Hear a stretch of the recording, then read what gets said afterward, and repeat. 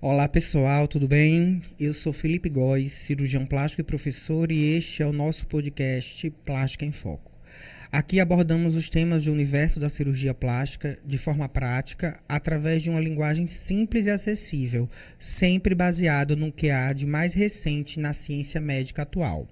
Abordando a cirurgia plástica em um conceito que une ciência e arte, buscando democratizar informações, tanto para você que é paciente, como para você, colega médico, profissional da área de saúde, que deseja aprofundar o seu conhecimento. Lembrando que o podcast Plástica em Foco faz parte do conjunto de mídias que recebe o selo Plástica em Foco, nossa marca que engloba ainda o nosso blog, disponível no www.felipegoes.com/blog, e os nossos canais no YouTube e no Spotify, onde será possível acompanhar os nossos podcasts. Hoje eu recebo Leila Sabino, nossa convidada a ancorar o podcast em seu terceiro episódio, cujo tema central é a lipoaspiração, cirurgia plástica mais realizada no mundo. E um dos procedimentos de maior interesse dentre os pacientes. Ainda motivo de diversas controvérsias, temores, dúvidas, polêmicas na mídia. Então, se há dúvida, a polêmica é tema do Plástica em Foco. É top trend aqui. Oi, Leila, seja bem-vinda. Oi, boa tarde. Obrigada, agradeço pelo convite. Meu nome é Leila Sabino, eu sou esteticista há 20 anos e especialista em remodelação corporal e pós-cirúrgico. E é um prazer estar aqui falando para vocês. A Leila é uma peça fundamental do processo cirúrgico de uma lipoaspiração, né? Porque durante o pós-operatório, o profissional que vai trabalhar o contorno corporal, ele é imprescindível. Então, a experiência dela, somada às inquietações dela também, sim, vão motivar, vão alavancar o nosso podcast hoje. Bem, gente, vamos começar falando um pouco sobre a história da lipoaspiração. Eu sei que muitos não sabem. Tudo começa, é redundante, mas como diria o filósofo, tudo começa pelo começo. A lipoaspiração, ela começou a ser aventada. Vamos começar pensando que a lipoaspiração é uma técnica que remove a gordura que fica ali abaixo da pele, certo? Na camada mais profunda, logo acima dos músculos, certo? Essa gordura acumulada em excesso distorce o contorno corporal e, com isso, prejudica o ganho estético que possa vir a acontecer. É interessante entender que desde o início do século passado, principalmente na França, certo? Só um adendo, não existiam as cirurgias plásticas que nós conhecemos hoje. Deixa a França lá e volta aqui. Não existiam cirurgias de fins estéticos. A cirurgia reparadora era o que dominava o arsenal da cirurgia plástica, principalmente embasada num contexto de guerras. Então, a cirurgia plástica, ela vem ressaltando-se como uma especialidade médica importante nesse período. O professor Ivo Pitangui no Brasil, que se destacou em notoriedade como o maior cirurgião plástico do mundo, foi ele a descobrir a maioria das técnicas que viriam a compor a cirurgia estética. E, paralelo a isso, franceses sempre estiveram tentando técnicas que pudessem remover, aspirar essa gordura, né? Uma história um pouco macabra norteia que uma modelo, Leila, francesa de renome na época, foi se submeter a uma lipoaspiração, certo? A gordura está aqui em cima está o sangue que nutre essas áreas, e aqui embaixo o músculo. O material que era utilizado para remover a gordura era de bambu, certo? Então, foi removido um material excessivo, fragmentos musculares, rompido uma artéria, ela teve que amputar uma perna e uma semana depois ela foi a óbito, certo? Então, viu-se que o procedimento de remover a gordura era possível, mas era necessário que aquele procedimento ganhasse um certo aperfeiçoamento. Hoje, na atualidade, a gente fala muito na medicina baseada em evidências. Quem vai no meu consultório me faz uma pergunta, geralmente eu respondo por estudos. Os estudos atuais não mostram essa tendência, os estudos atuais mostram essa tendência, certo? Então, faltavam estudos, até que um ginecologista chamado Jean-Jacques Luz. Então, o Dr. Jean-Jacques Luz, né, que hoje é considerado o pai da lipoaspiração, aperfeiçoou os materiais, as cânulas de aspiração. Ele criou cânulas rombas e conectou essas cânulas a materiais, a aparelhos de sucção. Então, ocorre o quê? Tudo vai do maior para o menor. Então, a pressão ali é negativa, né? É sucção, e ele vai remover a gordura, certo? Essa é a lógica.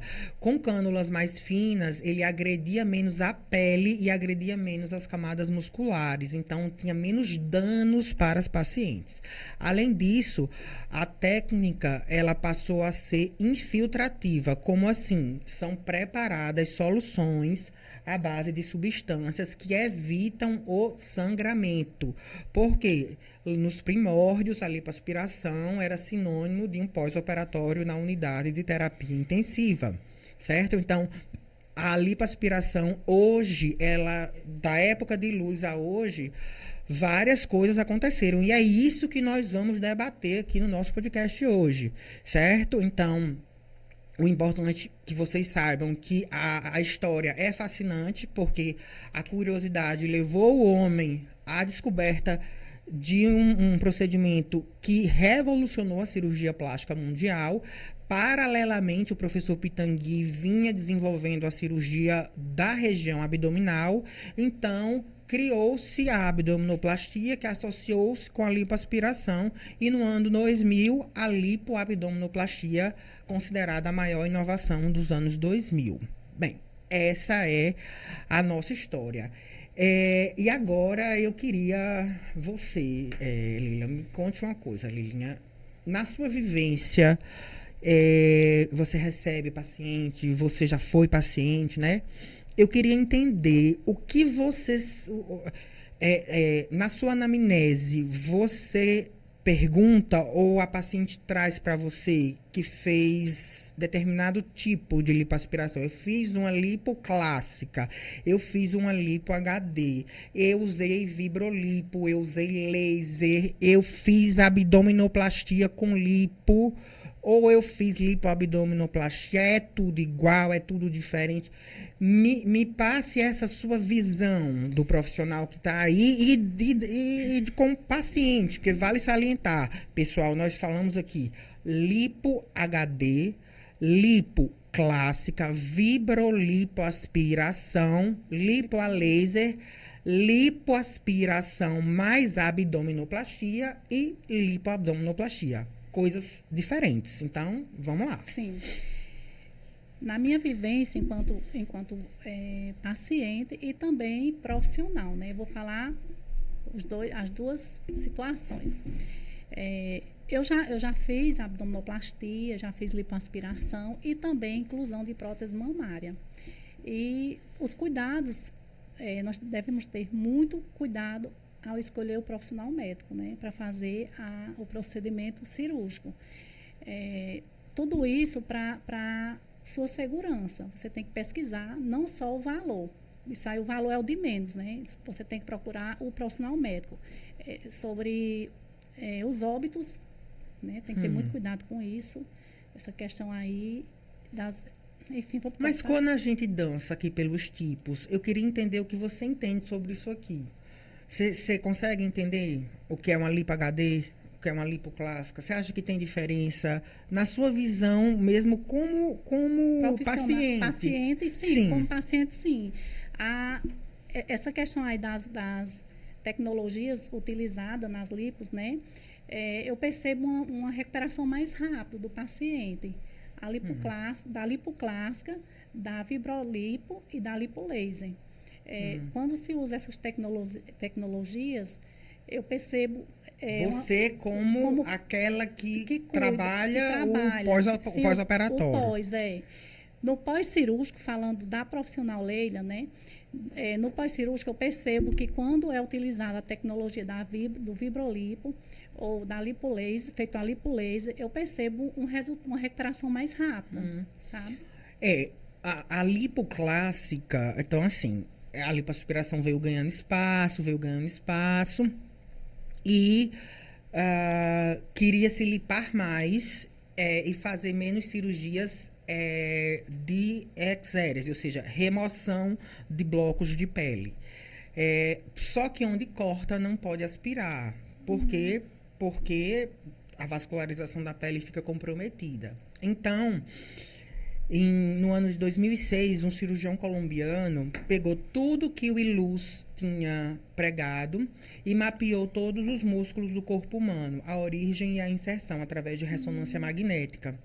E ele começou a ver que se a gente lipasse mais profundamente em algumas áreas e em outras mais superficialmente, em umas mais intensamente e em outras menos intensamente, ia se ter um resultado associado a um jogo de luz, de sombra e penumbra com melhor definição corporal. Aí surgiu o advento do que hoje a gente chama de lipo HD.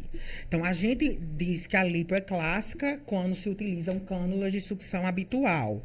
E o objetivo da lipoaspiração é tratar gordura localizada. Então, nós estamos aqui em cirurgia plástica, as pessoas continuam, eu estou olhando no estúdio, as pessoas estão olhando e concentrando aquela coisa da lipoaspiração estética 100%. Mas vem a ciência. Ela é um procedimento cirúrgico, então ela trata uma patologia. Qual a patologia? É a lipodistrofia. Por isso que na obesidade a lipoaspiração não é indicada. A lipodistrofia é o quê? É a gordura localizada. Então a lipoaspiração é para isso, certo? Na lipoaspiração com o vibrolipo, a gente associa um aparelho ultrassônico. Ele além de realizar a sucção, ele gira, fazendo com que a gordura fique emulsificada. Então, você aspira mais fácil, traumatiza menos a pele. A lipolaser é um advento mais recente. Você tem 2 ganhos com a lipolaser, certo? Quando a gente remove a gordura, o que é que acontece quando a gente remove a gordura, Leilinha? Flacidez, né? Isso. O que é que a tecnologia veio? A tecnologia veio, primeiro, para tornar a lipo menos agressiva, com menos chance de complicações, e segundo, veio para tecnologias que promovam a adesão da pele dentro da estrutura muscular e tratem a flacidez. A lipolaser, o laser ele pode ser usado em 2 comprimentos de onda, 980, 1470. No primeiro, para lipólise, é uma lipólise discreta, certo? Não substitui a lipoaspiração tradicional. E no comprimento de onda maior, para o tratamento da flacidez.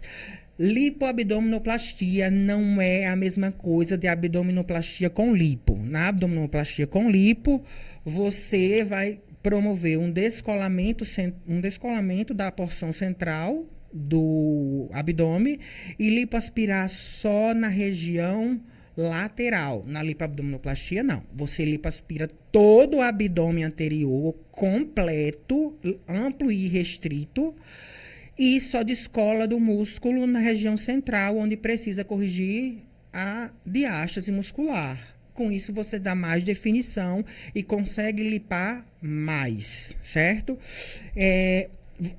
Leila falou questões em relação à recuperação. Sim. As tecnologias, como eu disse, tem as tecnologias utilizadas para menor traumatismo e tem as tecnologias utilizadas para melhorar a questão da flacidez, certo? A gente vê sim que há uma certa recuperação. Eu tenho um livro publicado sobre um livro virtual publicado sobre isso. Vou disponibilizar para a minha equipe lá no blog. Nós temos 5 pontos relevantes para essa rápida recuperação. E a educação do paciente é um deles. O paciente precisa beber líquido, o paciente precisa caminhar, certo? Beber líquido, as pessoas perguntam por quê? Cortou, costurou, inflama, gera líquido. Se você não bebe, seu organismo entende que vai precisar daquele líquido inflamatório. Ele aí retém. E se tem líquido, fibrose. Então, até às vezes você pode usar a tecnologia mais avançada, a tecnologia mais atual. Se não entender que precisa da educação do paciente, é uma coisa que fica em aberto, né? Doutor Felipe, então, tem vários tipos de lipo? Tem vários tipos de lipo. Quais são eles, os tipos de lipoaspiração? Pronto. A técnica em si da lipoaspiração é a remoção da gordura excedente no subcutâneo. Para isso ser realizado, a gente pode usar um aparelho ultrassônico, que é o Vibrolipo, tem o Vibrofit, sem nenhum conflito de interesse, certo? Que vão emulsificar, facilitando a absorção, associar uma tecnologia para a retração de pele. Então, é uma lipo que também agrega o jato de plasma, que é o Renuvion, agrega o argoplasma, agrega o One Step, agrega o endolaser, que são tecnologias para a adesão. E com isso facilita-se o contorno. A meta da lipo da década é uma lipo cada vez mais natural, certo? Então, nós estamos em um padrão médio entre a americana e a latino-americana. Não é uma definição extrema, nem uma ausência de definição, certo? Como eu costumo dizer, que é o bom senso, certo? Certo. Doutor Felipe, com relação à recuperação do paciente, influencia na recuperação essas tecnologias? A gente vai falar sobre isso já já. Vamos para o nosso primeiro intervalo, certo? O assunto tá ficando bom. Lembrando que hoje eu recebo a Leilinha aqui para ancorar o nosso podcast. Nós estamos transmitindo o podcast Plástica em Foco direto da FACEP, certo? A Faculdade Evolução Alto-Oeste. Seu futuro começa aqui. A gente volta já já com essa resposta e muito mais sobre lipoaspiração.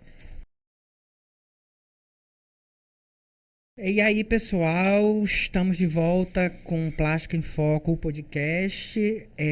Hoje eu recebo a Leilinha aqui, ancorando o nosso podcast no episódio 3, com o tema central de lipoaspiração, né? Um dos procedimentos mais realizados no mundo, inclusive aqui no Brasil, e que ainda é motivo de dúvida, debate, enfim. É hora de esclarecimentos. No bloco anterior, nós concluímos o bloco e foi lançada uma pergunta sobre os tipos de lipo. Nós já havíamos falado que a técnica em si ela não vai mudar. A técnica, vamos retomando, como eu sempre faço, usar a palavrinha retomando, diretor, aqui.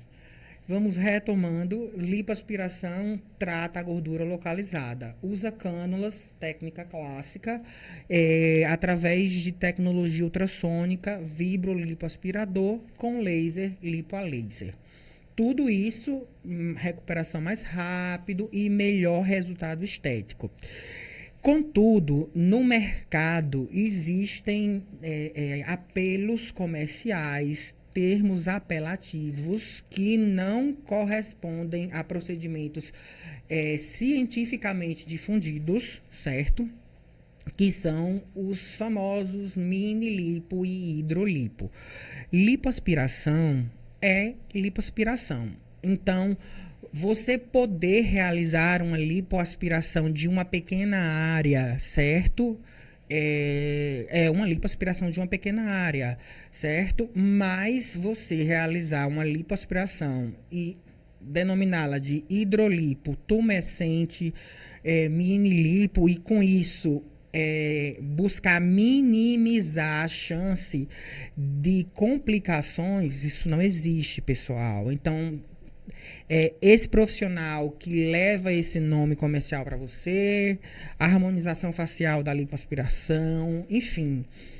Até porque mama, mastologista pode operar, nariz, orelha, o otorrino pode operar também. Mas lipo só o cirurgião plástico faz. É a cirurgia da cirurgia plástica, tá? Então, não existe hidromini, é lipoaspiração. Os cuidados são os mesmos, certo? Certo. E eu já peguei alguns casos de lipotumescente na clínica, né, para acompanhar o pós. E, sinceramente, eu não gostei do resultado. Eu percebi que a pele ficou muito estriada, né? Ficou uma pele muito... não ficou legal, o resultado não ficou legal e com bastante fibrose. Tinha muitas fibroses e eu não gostei do resultado. E por que fica assim, doutor? a fibrose em específico, primeiro, Sim. é feita uma lipoaspiração muitas vezes irregular e muito superficial. Então, ele aspira gordura profunda, superficial. Além disso, faz uma lipoaspiração muito traumática, com pouca infiltração. E dá um processo inflamatório muito intenso, minimiza o procedimento, não indica o uso de malhas compressivas ou de placas de compressão, certo? A fibrose, a analogia para você nunca esquecer, é da borra do café. Se você vai fazer café, não tem aquela borra? Tem sim. O objetivo do seu processo é a formação do colágeno. Então, para que o colágeno forme, a fibrina ela se forma antes, certo? Fibrinogênio se transforma em fibrina. Quem não leu, vale a pena ler isso aí. Eu vou disponibilizar hoje um artigo que vale a pena vocês verem que lipoaspiração é ciência, certo? Aquela fibrina, ela acaba precipitando, porque ela é muita. Então, ela não consegue ser coada, vamos dizer assim, e passar para o próximo nível, que seria a formação do colágeno. É uma fibrina que está em muita quantidade. Ela precisa passar para a próxima fase, mas o processo inflamatório foi muito grande, foi mal manuseado o tecido, tem que ser manuseado no ponto certo. Os critérios de segurança de uma lipoaspiração, eles são regra e devem ser cumpridos. Para quem não sabe, eu sou delegado da Regional Pau dos Ferros, do Conselho Regional de Medicina do Estado do Rio Grande do Norte. O Conselho Regional de Medicina, ele normatiza a profissão do médico, certo? Então, nós temos uma resolução que trata exclusivamente sobre a lipoaspiração, indicando o ambiente correto de realização, indicando quanto deve ser realizada de lipo. Você sabe, você tem noção, mais ou menos, Leila, quanto pode ser removido de uma paciente de gordura? Não tenho noção. 5 a 7% do peso corporal. Lembrando que uma lipoaspiração ela é análoga à perda calórica energética e exposição, resposta inflamatória de um grande queimado. Então, é uma cirurgia bastante deletéria. Há um processo de anemia transitória. As técnicas secas são proibidas. Sempre deve haver infiltração. O que é infiltração? A gente infiltra a área com uma solução para sangrar menos, certo? Meninos, Só um minutinho, que eu tô me desconcentrando, foi mal. Voltando. De uma solução que é infiltrada para que sangre menos, certo? Então, também está na regulamentação do Conselho Federal de Medicina, que foi elaborado pelo Conselho Federal de Medicina em associação com a Sociedade Brasileira de Cirurgia Plástica. Nós vamos tocar num ponto agora que é sempre motivo de reticências, certo? Os riscos. Quais são os riscos, doutor? Todos, né? Todo procedimento tem os seus riscos inerentes. Ô, doutor Felipe, licença. E para o paciente procurar um profissional para fazer um procedimento seguro, quais são os cuidados que eles devem ter antes de procurar o profissional? O primeiro cuidado é buscar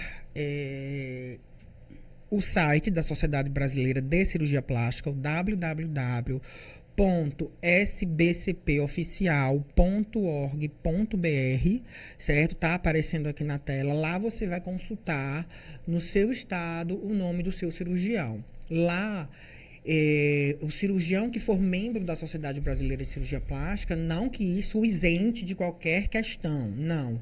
Mas isso transmite que aquele profissional é um profissional que passou por um processo de formação extenuante, seleção, certo? Eu acho que essa é a grande questão, tá? Sentar cara a cara com o profissional e avaliar as suas expectativas, certo? Porque vai acontecer momentos em que tudo vai ser feito da forma correta, mas por uma causa fortuita, algum evento pode acontecer, certo? Então, quando a gente escuta, na grande maioria das vezes, eu não digo na totalidade, os eventos adversos, alguns até fatais, se nós pararmos para analisar as condições que esses procedimentos foram realizados, são condições bem complicadas. Então, o paciente acaba se submetendo a isso, certo? E eu volto a dizer, não se faz um julgamento pessoal. É importante que você vá, sente cara a cara e analise o que essa pessoa vai te passar, esse profissional, certo? Depois de ter feito a consulta. Porque se você consultar 10 médicos vão dizer 10 coisas distintas, certo? O plano terapêutico, a confiança é uma questão aí que nem eu sei explicar. É um feeling que se dá. Agora, você pode iniciar essa pesquisa pelo site da sociedade, certo? Com relação a perigos, né? Uma questão que é uma complicação que pode acontecer. Na literatura médica, os registros são muito poucos, porque, infelizmente, as pessoas acabam não notificando os casos de insucesso. Infelizmente, porque isso seria importante para que novos insucessos não viessem a acontecer. Então, na literatura não existem levantamentos sobre óbitos, não existem levantamentos sobre lesões internas de órgãos, certo? Mas são complicações que podem existir. A incidência é muito pequena, certo? A incidência é muito pequena, principalmente porque com toda essa nova aparelhagem, a segurança também aumentou bastante, certo?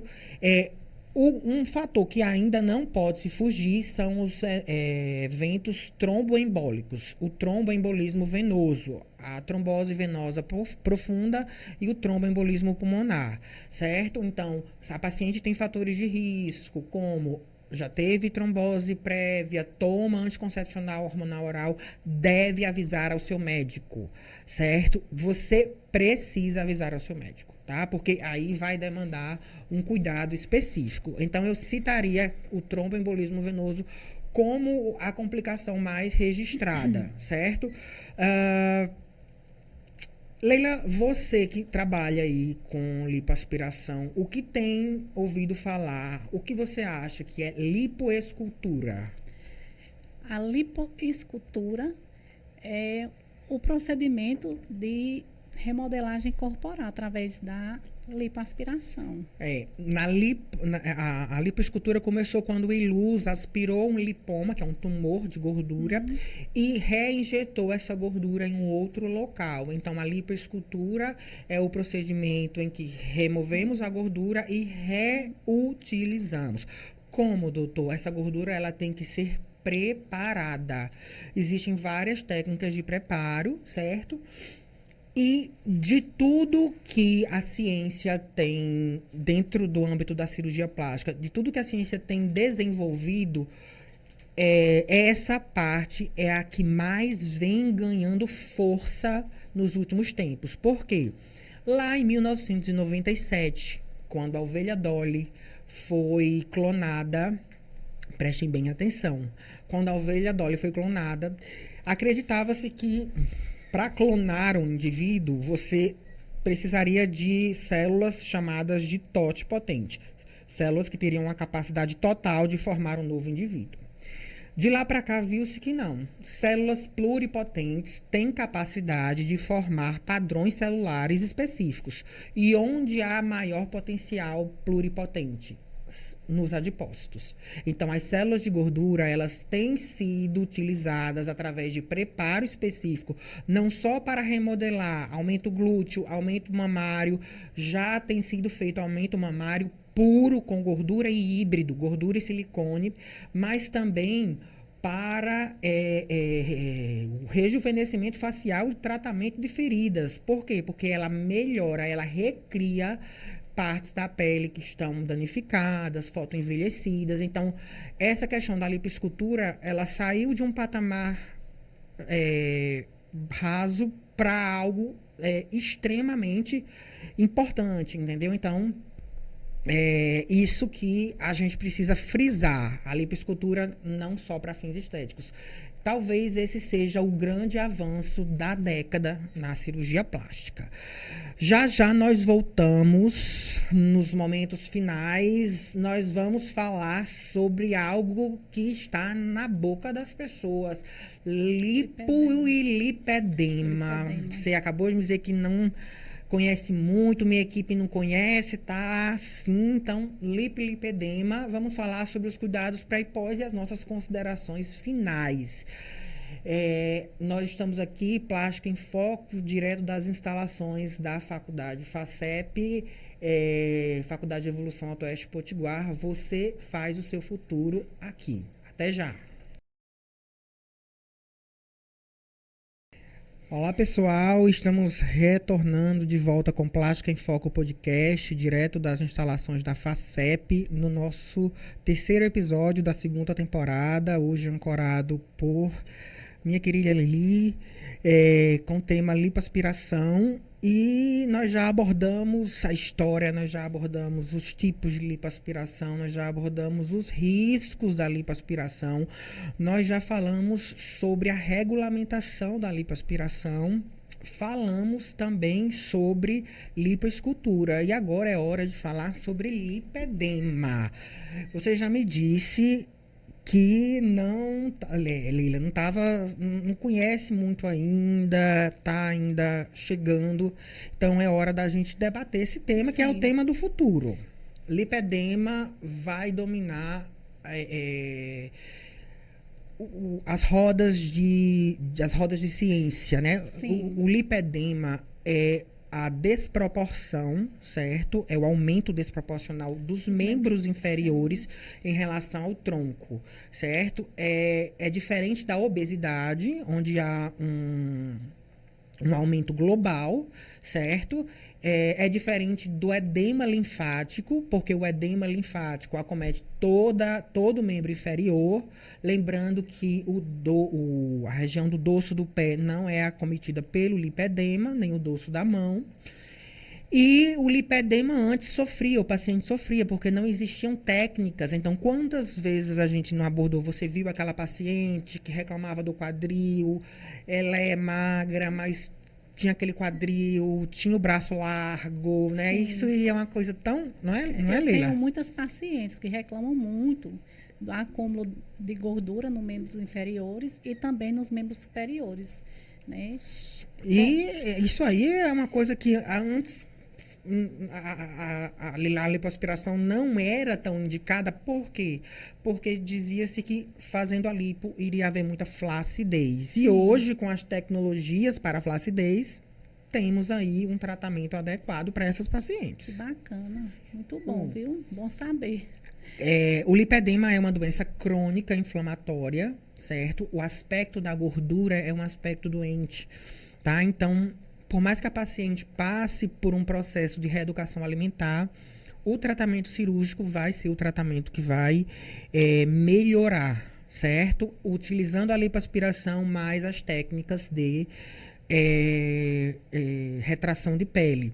Existem 5 tipos, certo? No tipo 3, ocorre aumento tanto dos membros inferiores quanto dos membros superiores. Nós vamos tratar sobre esse assunto especificamente em um dos nossos episódios, porque ele merece, certo? Mas nesse advento de tecnologias, o lipedema é o grande ganho para essas pacientes que são tão sofridas porque tem limitações, certo? Não conseguem comprar uma roupa, tá? Então, a lipoaspiração também ganha espaço nesse tipo de paciente. Doutor Felipe, eu estou com um caso agora na clínica de uma paciente que fez cirurgia de lipedema tipo 3. Ela está drenando, está fazendo a drenagem linfática, né? Pós-cirúrgica, porque eu atendo com pós-cirúrgico. Essa vascular. paciente é minha, você sabia? Essa, ela é sua. Exatamente. A gente começou, fez sequencial, trabalhamos primeiro nos membros superiores e depois para os membros inferiores, porque precisaria de um afastamento maior, certo? Ela tem um lipedema tipo 3 mesmo, e o braço era o que mais incomodava.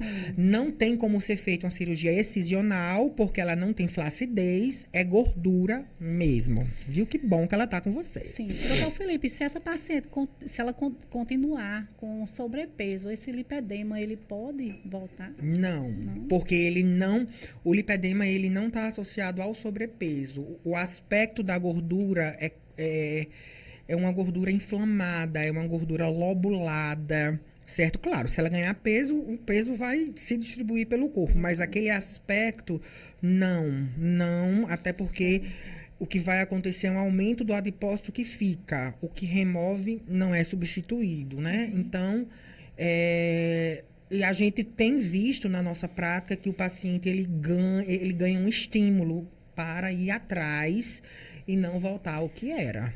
Doutor Certo? Felipe, sobre os cuidados pré e pós-cirúrgico, quais são os cuidados que os pacientes devem ter? Vamos lá. No pré, a gente faz toda a avaliação laboratorial, exames. A gente inicia uma suplementação de vitaminas e minerais, de vitamina A, zinco, ácido fólico, sulfato ferroso, para evitar a anemia transitória e também favorecer a cicatrização desse paciente, certo? A gente pede que ele evite a exposição solar logo do momento que ele decide pela cirurgia, certo? É um paciente que tem que estar em bom estado de saúde, não é indicada para pacientes que desejam perda ponderal. O paciente ele tem que estar com IMC bom, certo? E no caso, principalmente da lipo HD, que na verdade a gente tem feito uma lipo MD de média definição, é um paciente que treina, é um paciente que se alimenta corretamente, mas que não consegue a definição corporal necessária, certo? Então, esse paciente, alinhar bem as expectativas, jogar francamente com ele do que é possível, certo? Trabalhar questões como a flacidez, que pode acontecer. No pós-operatório, o paciente vai usar as malhas de compressão da nossa linha exclusiva na pele, certo? São malhas específicas que nós desenvolvemos, são malhas próprias.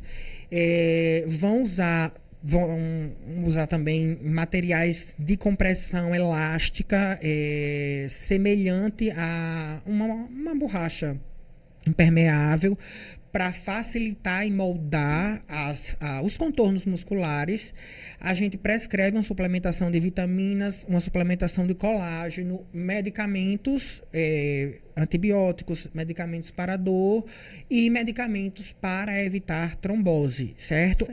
O início da drenagem linfática se dá tão qual o paciente retire as bandagens, nós fazemos kinesiotaping. Nós vamos ter um episódio aqui que vai tratar basicamente sobre fisioterapia pós-cirúrgica, nós abordaremos mais isso aí. E o paciente deve andar, se movimentar. Por que o paciente deve andar? Só para o paciente que está... Aquele paciente... Nesses últimos minutinhos do nosso podcast, isso é tão importante... Porque é tão científico, mas é tão prático ao mesmo tempo. O paciente que não manda, o paciente que deita o tempo todo, para que o líquido que esteja sobrando entre dentro dos vasos, é necessário que os músculos se contraiam. E para os músculos se contraírem, o indivíduo tem que andar, certo? Como ele não anda, o músculo não contrai, o líquido não entra. Para completar, não bebe água. O líquido aprisiona mais. Com isso, edema, fibrose, dor e tudo vai retardando. Ô, doutor Felipe, e quantas horas após a cirurgia é indicado a drenagem linfática? Não, eu faço o seguinte, a gente usa o kinesiotaping, certo? Retirou o kinesiotaping 2 dias, a gente inicia a manipulação, certo? Com aparelho ou com manual ao mesmo tempo, certo? É longo, é um assunto que... É um assunto, gostoso, extremamente interessante. Leila, eu queria agradecer por você ter disponibilizado esse seu tempo aí nessa nossa nova parceria que vai começando, né? Sim. E que você desse seu recado aí pro meu público, que é o seu público. Certo. Eu quero agradecer. Primeiramente, eu quero agradecer a doutor Felipe, né, pela oportunidade de estar aqui no Cirurgia em Foco. E vamos firmar aí a parceria, né? Para que eu possa estar cuidando. Vamos nos encontrar em outros mais. Sim, em outros mais. E vamos firmar aí a nossa parceria para que eu possa cuidar dos seus pacientes, né? E que eles possam vir ser meus pacientes também. É isso. O podcast Plástica em Foco vai ficando por aqui, certo? Eu agradeço a Laisa Letícia, que ela não gosta de Letícia, mas é Lai, certo? Gustavo, Huguinho, Gil, todo mundo aqui que faz o Plástica em Foco vir pro ar. Lembrando que o Plástica em Foco agora já vai estar na íntegra no Spotify, certo? E já em sua primeira parte no YouTube. Pessoal, o Plástica em Foco vai chegando ao final, certo? Mas nós continuamos na rede. Você vai poder assistir o episódio na íntegra também no Spotify, certo?